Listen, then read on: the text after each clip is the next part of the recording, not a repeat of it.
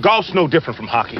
Requires talent, self-discipline. Golf requires goofy pants and a fat ass. You should talk to my neighbor, the accountant, probably a great golfer, huge ass. How do you measure yourself with other golfers? By height. It's a very, very special honor. I'm Paula Creamer, and you're listening. Well, we're waiting. Hi, this is Martin Cove, a.k.a. John Kreese from Cobra Kai, and you're listening to Quiet Please. Let the word go out from here across the land. Let Daddy Noonan approve. Hi, boys. Nice day for golf, ain't it? Quiet, please. Oh, you got secrets, eh? Hey, this is Shooter McGavin. You're listening to the... Hey, you guys. Hey, we're trying to have a podcast over here. Indeed, we are. Welcome once again, fans of golf. Quiet, please, the golf podcast. I am Alan Depew, your host, and with our panel of golf industry experts. As always, we have some new faces this week. Let me go to some of the regulars, the ever-present one, Mr. Andy Hydorn, golfing savant hailing from Houston right now. Yeah, golfing savant. Well, happy to be here tonight. This is a special show for us, for me especially. Bobby Baldessari, Boston Bob, good to see you. Last time with the beard, this show. It's coming off. It's coming off. The golf season's upon us. Yep. Prettiest podcaster, Christian Nazamus, hailing from some hotel on the road. That's all I know. I'm near Boston Bob right now. I'm in Nashville. You're close. You're close. And we welcome back Mike Gillespie. Mike, pleasure to see you again, sir. Nice to see you all, and I'm repping the Palm Springs desert here. So you guys wish you were here. I can tell you that. Mike, I was just there, Mike, for the Warburton. Oh, were you really? Yeah. Yeah, nice. Yeah. Desert Willow and Classic Club. Yeah, they're fantastic layouts. Well, oh my goodness, it's a beautiful spot. Yeah. And Andy, I'm gonna give you the honors. We have a sixth panelist today. We had to stretch out our screen, but welcome honored guest, and I defer to you, sir. Yes, I want to give a warm welcome to Nicholas Callaway. Nicholas's father was Ely Callaway, who I will proudly say this, that outside of anybody in my family, he had the largest effect on my life, and was just a wonderful human being and such a great person to have known and to be a part of his journey. And Nicholas, we're going to get into why you're here talking about a new book, but we want to welcome you to the Quiet Please show. Well, thank you. Thank you, Andy, Alan, Bob, and Christian. It's a real pleasure to be with you, and thank you for those wonderful words about Ely. And one of the great pleasures of this book project, which we're going to talk about, is meeting and re-meeting so many people who crossed paths with Ely. And I can't tell you how many people echoed the same kind of wonderful sentiment that you just expressed. He was an extraordinary man, and he had a deep impact on millions of people. So I think one of the things we can talk about tonight, this afternoon, is why. What was it about him that was so special? I'd love to hear from you, Andy, and you, Mike, and share a few thoughts of my own. Awesome. Alan, any breaking news today? I was going to say, before we get to that, we've got to address the elephant in the golf world today, which came across the channel. I was walking through the golf shop, and Tiger ruptures his Achilles tendon, practicing at his home, undergoes surgery, is back in West Palm, recovering. I think I know he's sick, but I really think that's why Brendan Elliott chose not to be on the show tonight. Is he's mourning Tiger's latest injury and doesn't know what to do with that, Bobby. Yeah, he is devastated. I don't have all the details, but it was one of those things when you see a football player or sports figure that gets a bad injury with no contact, and you go, "That's not good." and that could be really. I mean, Achilles. You can talk about the back. There's so many things certainly that affect a really good golf swing, and with that Achilles out, I'm just thinking, here we go again with the walking. He's already got a bad foot, a bad leg. Wow. What crossed my mind was like, does he have to hang it up now? Forcefully, can he even get to any level resembling the Tiger we know? I don't know. It's going to be tough. Well, Andy, he was played this past week, I believe it was, in the Seminole, and was paired with Keegan, and all reports were he was hitting it as far, if not further, than Keegan Bradley. So, and walking without a limp at Seminole. Now, Seminole's not Augusta, but I think things were optimistic. Yeah, I think that people love to sound optimistic about Tiger in the last 4 years. We've heard that story quite a bit about how he looks great, he's swinging at it great, and his distance is there and this and that, but it just seems like one thing after another that doesn't allow him to get back in the arena. And I looked to my lower right, and he's taking a page right out of your book. Christian is leaning in, all like Andy Idorn. He spends one dinner with you, and he's suddenly adopting your traits. I wish I could adopt some of his golf traits on the golf course. I told you he's a stick. That's what I heard, but he hasn't played me yet, so. Okay. Ooh, I'm just kidding. Did you have something to add, Mr. Nazamus? No, I think it's devastating. First off, it's you see it happen with a lot of professional athletes coming back from that. They're never the same, and I do think that I've never been a Tiger hater. I love Tiger. I think he's changed the game, but I do think Tiger is, in my opinion, is not going to come back from this personally. Our special panelists this week, Mike, Nicholas, either one of you want to chime in, offer a thought on that, or? Well, all I can say is I'm glad to hear he was practicing something with golf instead of playing pickleball like Bernard Langer. But Langer's older and back at it. I think Tiger's one of those guys. He's just hard to really confidently count out, because if he's motivated to do this rehab and come back, I think we'll see him try to do that. My question, and everybody's question, is going to be at 48 or whatever he is he really going to be motivated to do that work? And I kind of hope it's not. We haven't seen the last of him, but he put on a hell of a run. Without question. Nicholas, anything to share? I echo what Mike says. He has such determination. Look what he has come back from, all the other injuries. Highly unlikely that anyone would have recovered from those. So, like Mike says, I would never count him out, and let's hope that he does recover fully and is able to keep playing at whatever level and frequency. Because he has done and does so much for the game. Without question.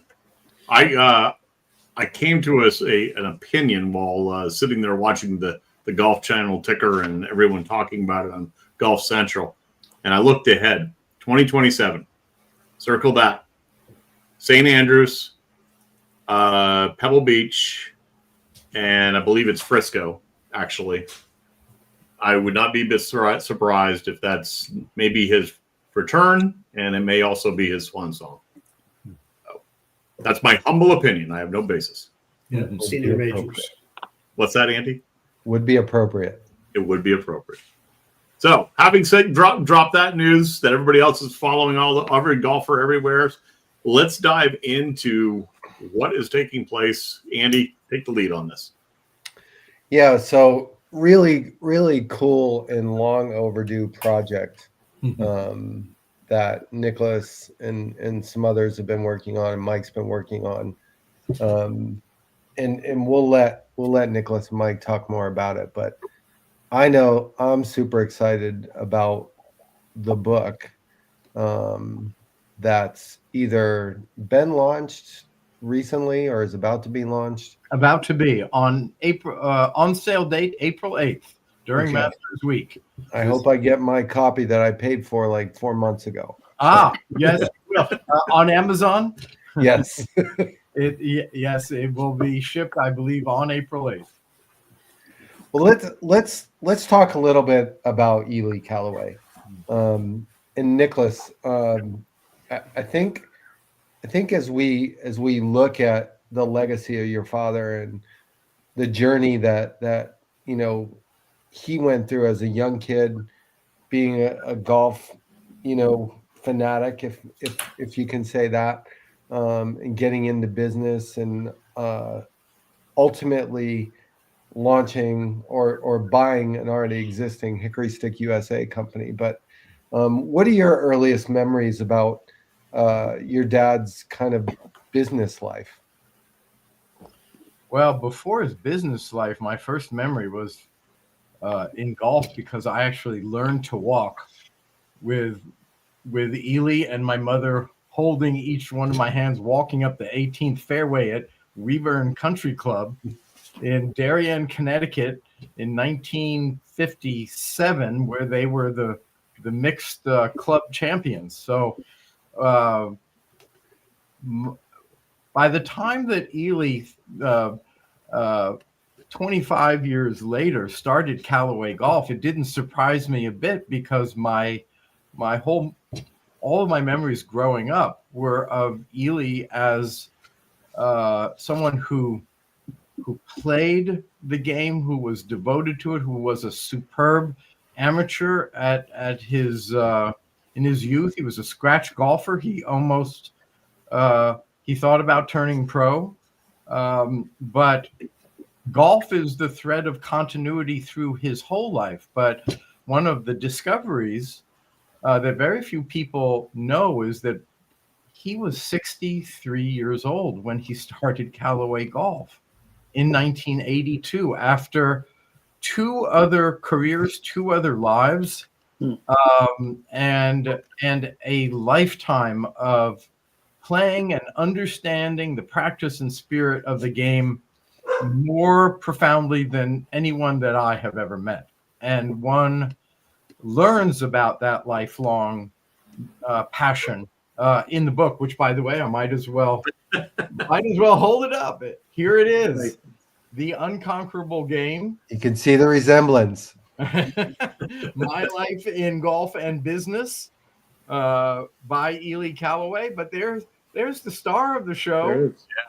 You'll all remember that. And it's coming out. It's a $40 jacketed hardcover. It is coming out on April 8th, both in print and in the world's first AI-powered, posthumously narrated by the author audiobook. So Ely's coming back after a generation after he passed in 2001 to share his amazing life story in full for the first time in his first person words and in his voice, which is absolutely incredible.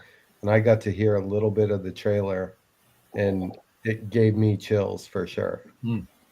He had, for those that don't know, Ely Callaway had such a distinct voice and cadence in which he spoke. And I think those of us who had the fortune of knowing that and knowing him and watching and listening to him speak, will see right away as they get to hear the audio portion of the book. It's unbelievable. Well, if I could add quickly. I'm sorry. Yeah, we did kind of an early launch of the book at the PGA show. And so the book is an autobiography because of so much content that was available for Nicholas and his team to work from. So we had a panel discussion at the PGA show on the main stage there. We had Annika Sorenstam and David Ledbetter, Roger Cleveland, Jim Nugent from Global Golf Post years ago was with Golf Week, and we were big advertisers in Golf Week back then. And I can confidently say that after we went through the introductions, which included Chip Brewer, the CEO of Callaway, and Nicholas and the panel that I just described, they all knew that there was the AI voice, but they hadn't heard it. And when we hit go on the play button there, and Ely says, "Hi, I'm Ely Callaway, and I'm back." I mean, the entire audience was stunned. Annika's eyes were as big as $50, and Roger Cleveland just kept shaking his head. And it is a stunning accomplishment. But Andy, you put your finger on it, because Ely had a unique way of expressing himself. He was born in LaGrange, Georgia in 1919, and he never lost that, first of all, that quality of being a great storyteller and of being a Southern gentleman. And he used his voice like a master violinist. It was his instrument of communication, of charm, of seduction. And that's what gave me the idea, because, of course, that was the first voice I ever heard in my life, and that I heard for the first 48 years of my life. So when we were working on the book, which did start when he was alive, I convinced him. I'm a publisher, have been for 45 years, and I was the one that encouraged him that he should write a book when he was alive. And he worked on it for 5 years, ultimately with Larry Dorman of the New York Times. But he passed away in 2001 with it unfinished. And after a generation, I and Diana Duvall, who was very important at Callaway Golf and his executive right hand, and I felt that it would be important, timely, and inspiring to his life story for this generation, because so many of the things that preoccupied him, that he cared about deeply, whether it was in personal ethics, in leadership, in how to grow or manage a business, in civil rights, in international trade, he had this uncanny ability to see far ahead. He had vision. And so many of the things that people will read about in the book sound as if they were written literally this week. And that's why we did it. But in order to fully convey his character and his magic, I had this idea several years ago, before the technology was there, was, what if we could hear his voice?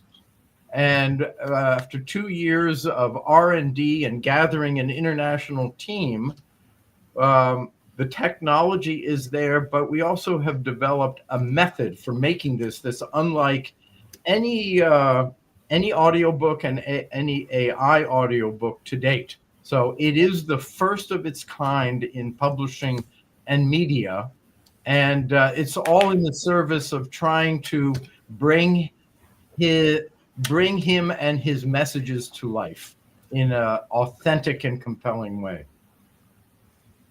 Hey, Nicholas, can I jump in here? And this is a great history lesson for our young colleague here, Christian.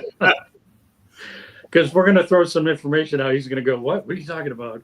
But for me, I'm a second generation PGA member, and I remember when Callaway Golf started, and you just hit on one thing, that your dad was a great storyteller. I always thought it was his brilliance was in marketing and how he positioned the Big Bertha, the Great Big Bertha, the Warbird, the Heavenwood.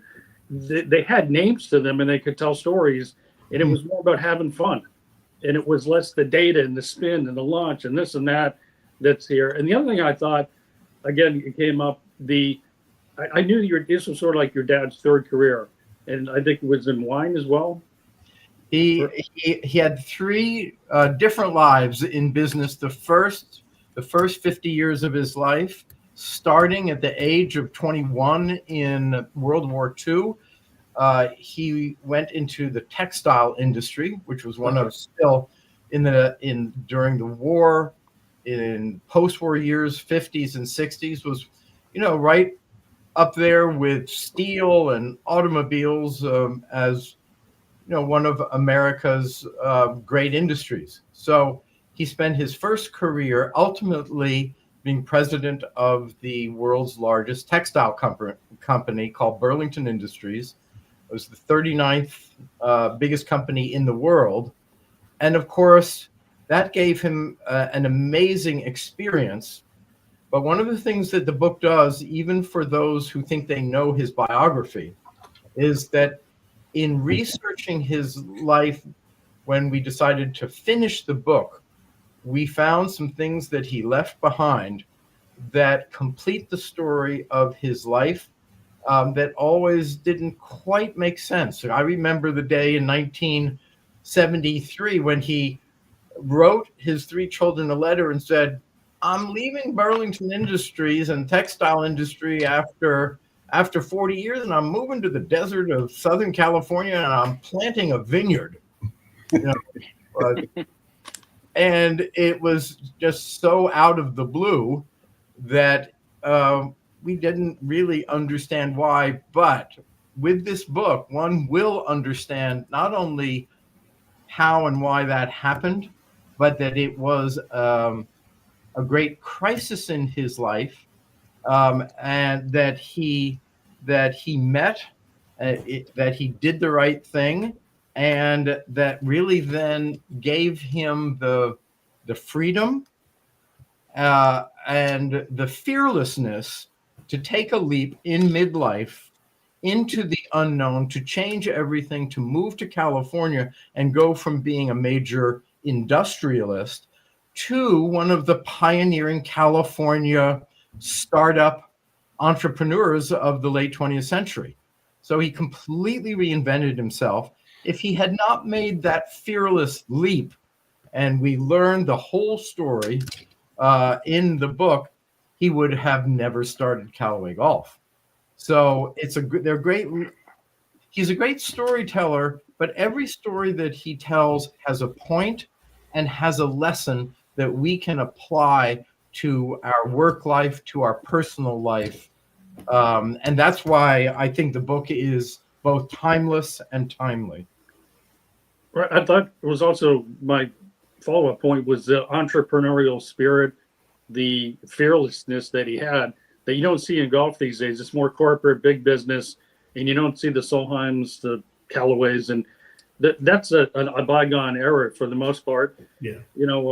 We've had Bill Presley on before, who created the lab putter, and is one of the outliers of just being, the few guys that are out there that can try to get something going.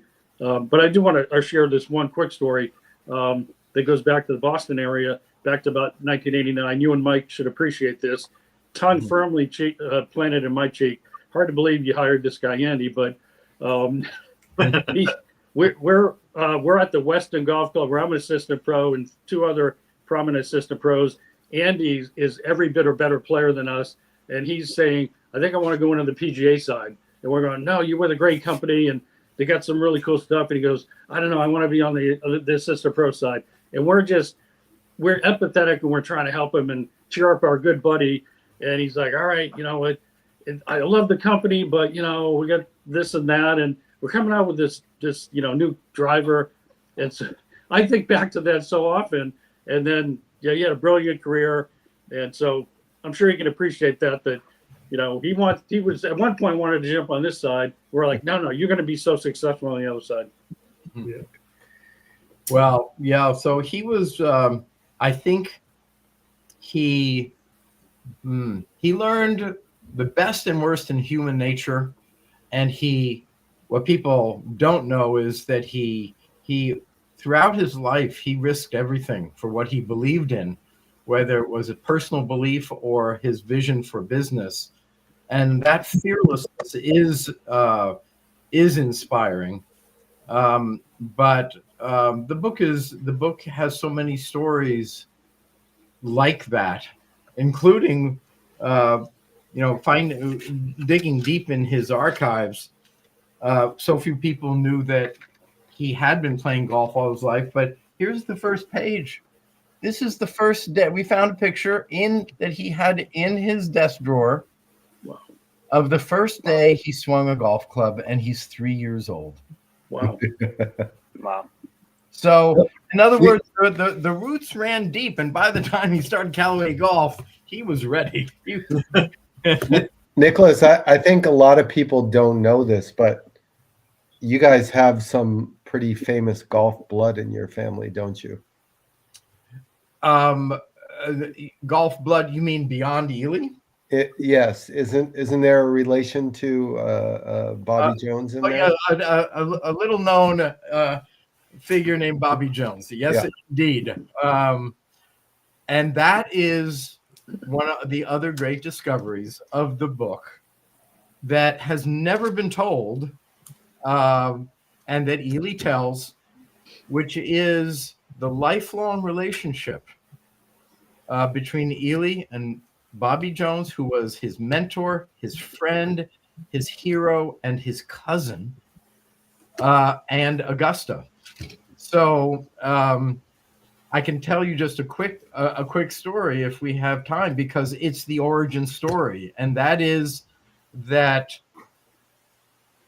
Ely is 11 years old in 1930, and he's sitting in his home in LaGrange listening to the transatlantic radio broadcast of Bobby Jones winning the British Amateur and therefore the Grand Slam, and his mother telling him, that is the greatest, you are listening to the greatest athletic achievement of our time, and that man is named Bobby Jones, and he's your cousin. That's so awesome. Now think about the implications of this. That moment is what inspired him to learn to play golf. Both listening to that broadcast and his father, who was also there, saying, Ely, you should take up golf because it's one game that you as a boy can compete on a level playing field against adults.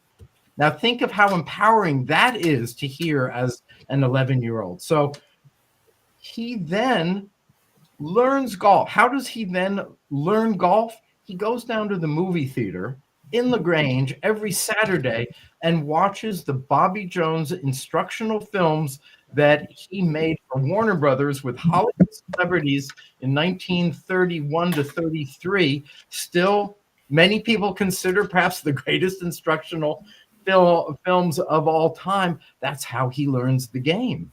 And he becomes, within a couple of years, a top teenage amateur. He considers going pro, but that is the origin moment. That then begins a profound relationship with Bobby Jones that lasted all his life, and that lasts until the final days of Ely's own life. And at the Bobby Jones enters on page 2 with that story I just told you, and Ely's last thoughts a few weeks before he dies turns back to Bobby Jones and him talking about him as the greatest man he had ever known. Now, this story has never been told, but the New York Times is going to tell it. Paul Sullivan is writing a feature in the Times that's going to be published on Tuesday, April 8th, telling this story as the Times lead coverage for Masters Week.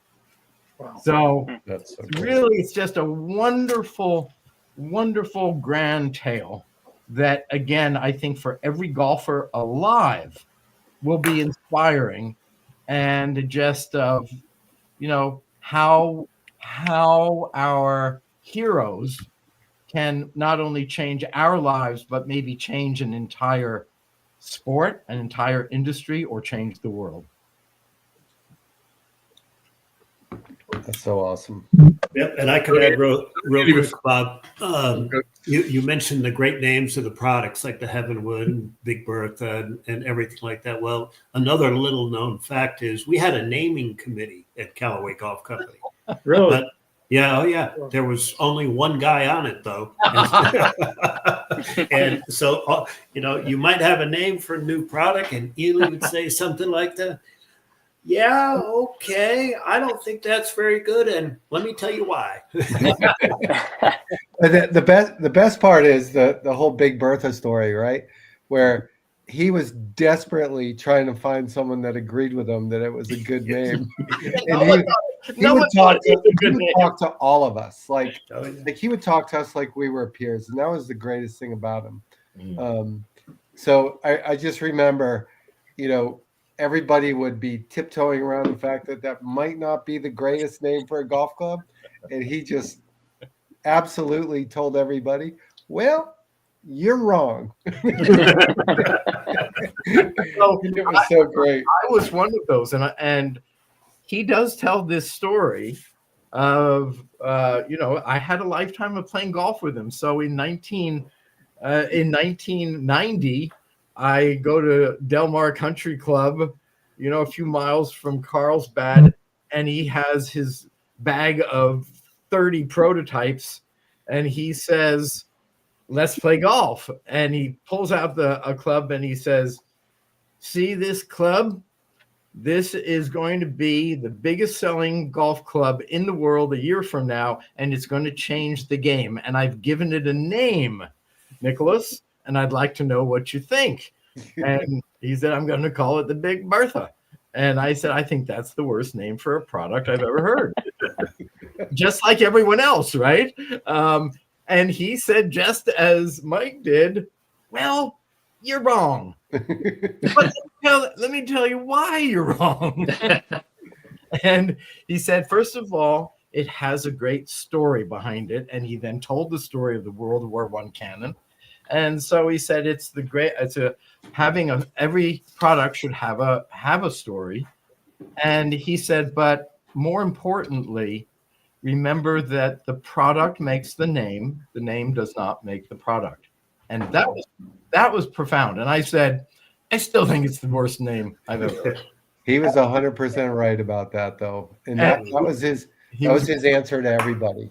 Yeah. And so we stepped off a step to the tee. He said, well, hit it and then tell me what you think of it. I took a swing, and it made a really weird sound, not just because it was a metal head, but the club had dribbled off the ball dribbled off the tee, and the club head flew 20 yards because it had come unglued from the shaft. He said, we got a few gluing problems, but we're going to fix them, and I guarantee it's going to be the biggest selling golf club in the world a year from now. And he was right, as you said. He was right, as he so often was, because he had this. Absolutely. Who came up with the S2H2 name? That was actually my brother, Reeves, who was a designer and builder of racing cars and a great engineer. And of course, it stood for short, straight, hollow, hosel. But Reeves named it because Star Wars had been out. It was a play on R2-D2. Well, Nicholas, it's been great having you on. Oh, thank you. Thank you. Truly an honor to think about just some of the memories of your father, and tell everybody when and where they can get the book. So the book is being published. I'll hold it up again. The book is The Unconquerable Game: My Life in Golf and Business by Ely Callaway. It will be available in bookstores and golf pro shops, golf destination resorts, Amazon, every imaginable channel, starting on April 8th.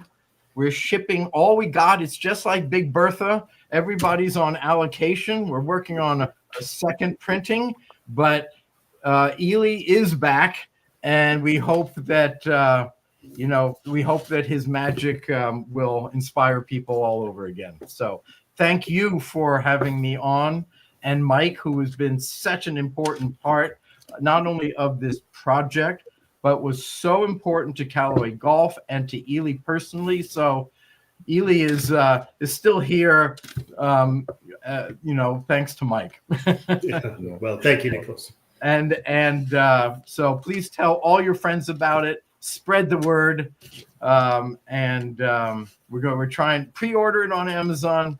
We think it's going to be a big bestseller. So you can help us by pre-ordering it and buying it and telling all your friends about it. We will put it up across all of our social channels and thank you so much. Advertise it, and I echo Andy's thoughts. Thank you for your time, and I think any of us that were in the '90s and coming up as a golf professional, we all have a Callaway story. Yeah, everyone's we'd love to have you back on down the road and just share some more of them. We'd love to. I am gathering Ely stories. There's a ongoing oral history, so let's do it. Excellent. Well, thank you all. Great to be Thank with you, Nicholas. Moving on, boys. Other golf that was out there. There was a little event down Orlando way. Was interesting in the outcome. And I actually want to talk, and maybe this would be the appropriate time. Let me reach over here for Andy Bonus. Let's go to this right here. Let's talk Sergio. Let's talk about the guy who finished first and the guy who finished last. Okay. Oh, because there's some pretty interesting bookends to the live event last week.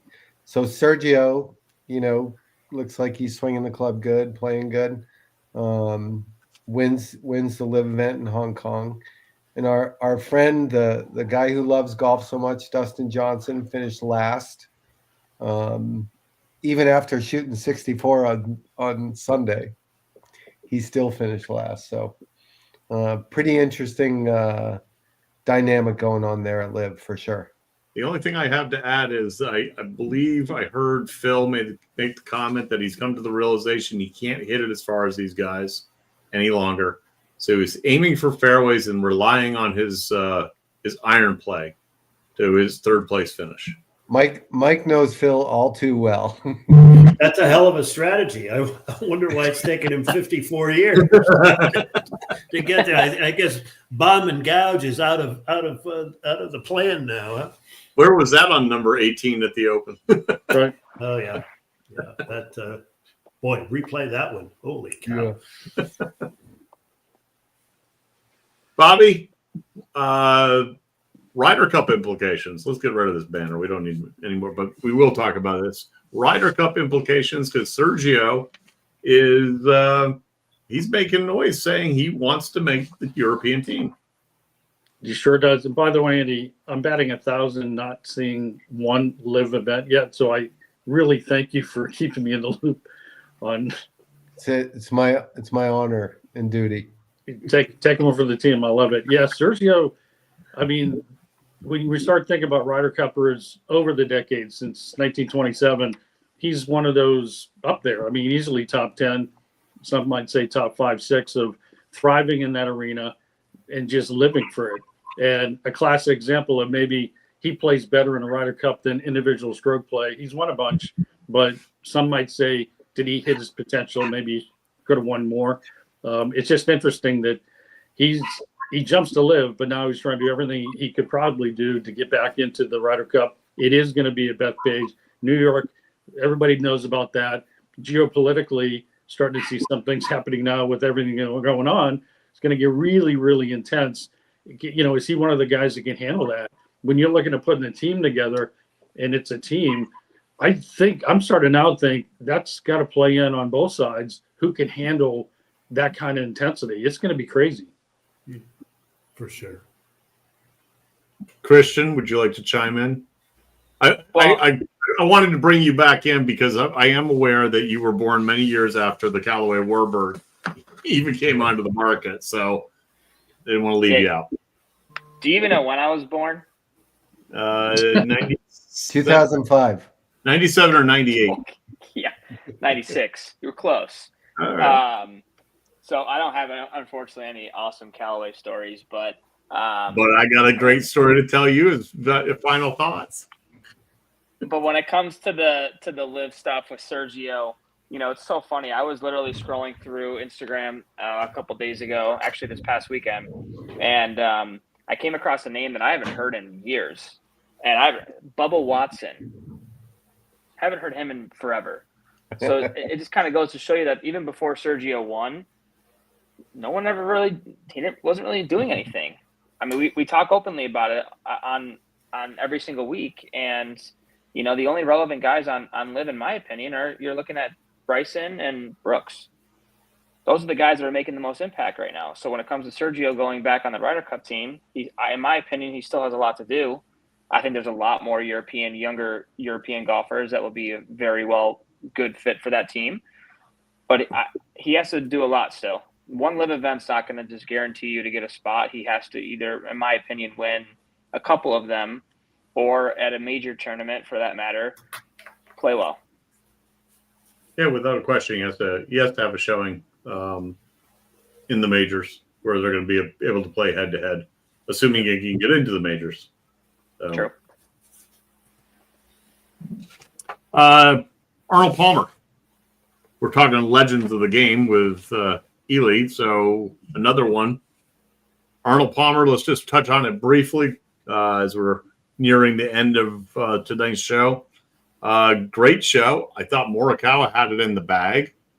Then again, Morikawa was chipping in from everywhere, it looked like on Saturday. I think he wedged in 2 or 3 from off the green. And Scotty didn't win. I guess that's the notables. Yeah. Yeah, but I think ahead, the event and venue won last week.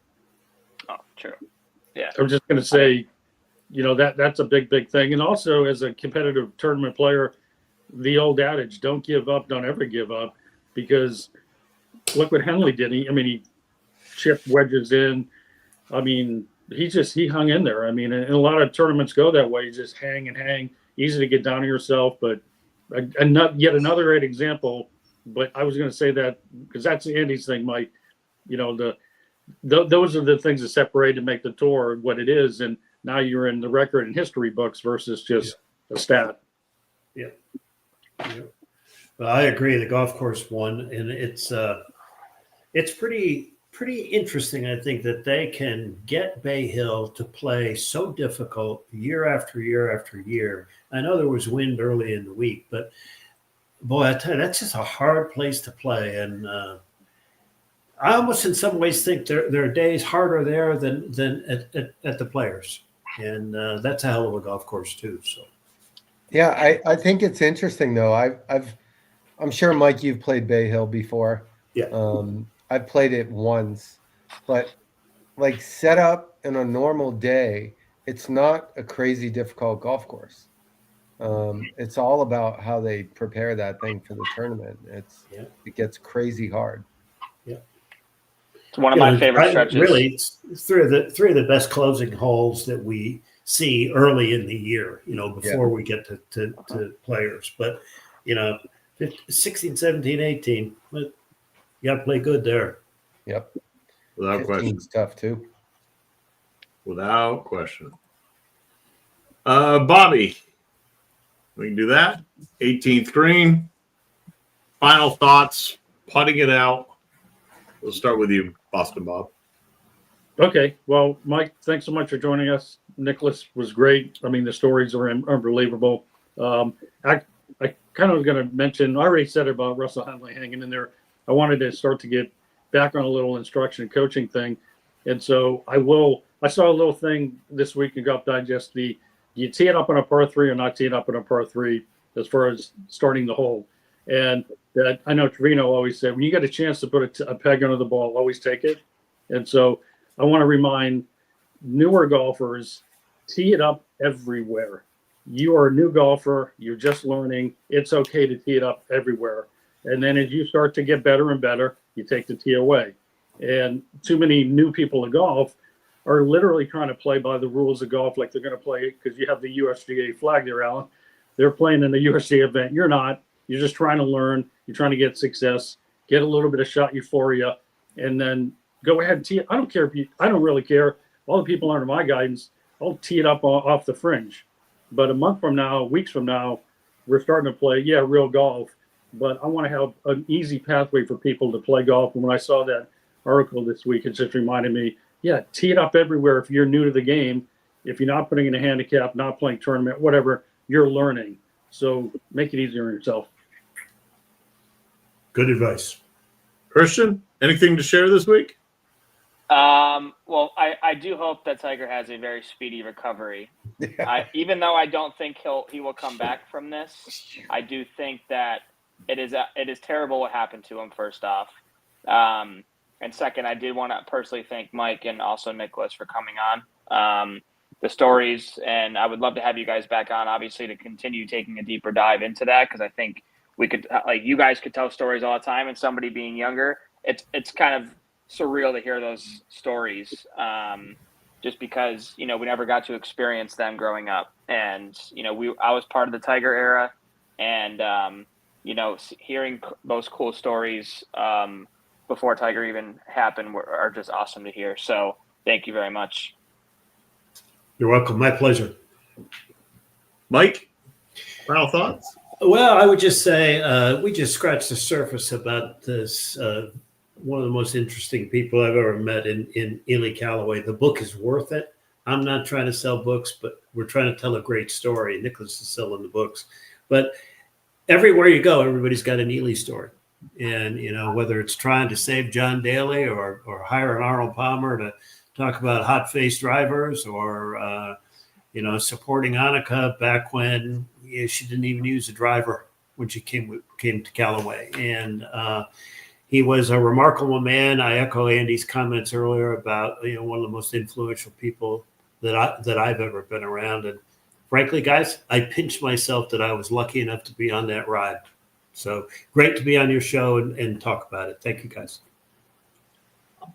Andy, I'm going to give you, I'm sure you're going to go personal also, and I hope you will. One more story about Ely. My personal is next week, or actually 2 days, I got a 1-year-old grandson, and he's already picking up a golf club. That's all I need to say.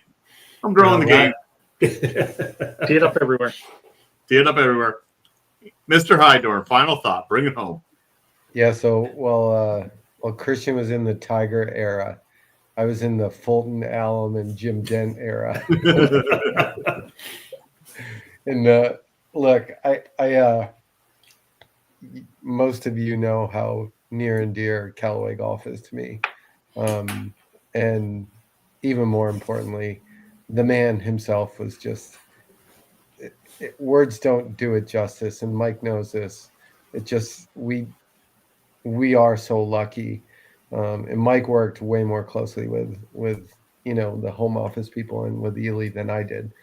But it was pretty awesome to be part of that small group at that point in time. And it changed me forever. It changed me the way I look at business, the way I look at life. It was just an amazing thing. So I'm super excited to get the book. I think there's so much story to his life, other than the fact that it's some 63-year-old guy who bought a big golf company and turned it into a monster. There's way more to it than that, and I'm excited to learn more about it as well. So, and thanks again, Mike, for coming on. Always. Oh, you're welcome. Thank you, Andy. And everyone, that is it for this week on Quiet Please the Golf podcast. Join us every Tuesday as we try to introduce you to some of the most exciting men and women that are helping to shape the game. Even the legends of the game, we're trying to introduce you into their past and how the game got to where we're at. So, Christian, if I see you next weekend, which I probably will, hit it long and straight because it'll beat you hitting it short and crooked.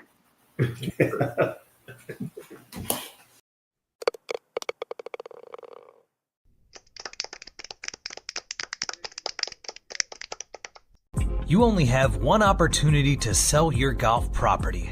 Shouldn't you partner with an expert that offers you 30-plus years of golf industry experience, combined with the reach of a global leader in real estate? Colliers International Golf Brokerage and Advisory Services understands your unique business needs. Whether it is brokerage, management, and consulting, be reassured that the market leader in the business of golf is providing you the real answers and practical solutions you deserve. Contact Golf Talk Live co-host and Colliers Golf Advisory Services member Alan Depew today at 717-554-8519. That's 717-554-8519.